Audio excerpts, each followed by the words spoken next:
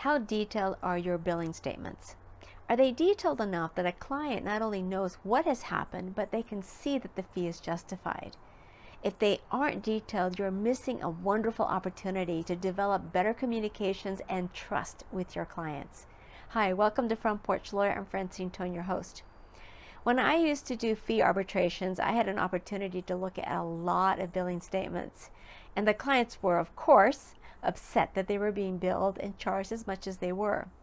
And it was my job to look at the fees and determine if they were justified or not. When I'd speak with the attorneys and look at the case, often I would conclude that the fee was justified. But I had to turn around and convince the client that they were justified. And what I learned during this process was the client was upset because they could not see on the statements how such a fee was justified.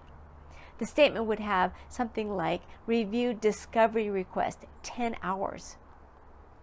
Assuming an hourly rate of $500, that's $5,000 for review discovery request. From a lawyer's perspective, it seemed quite reasonable. But from a client's point of view, there was no way for the client to verify the truth of the entry, to verify how could this take 10 hours, which was the question they would ask. The client is picturing, say, reviewing some pages, 10, 20 pages, and getting charged $5,000. And often this is the reason why the public has a misperception about the amount of work that's done to charge $5,000. Imagine the difference, though, if the billing statement said instead of the reviewed discovery responses 10 hours, let's say it said responded to 150 interrogatories 2.5 hours. Developed objections for 200 document requests 3.5 hours. Reviewed 800 documents produced by the opposing party 4 hours. That was 10 hours, broken down though by description. Now, when the client sees that, the client feels less anxious or concerned about the cost and the time spent because they are now more aware of how you spent your time on their behalf.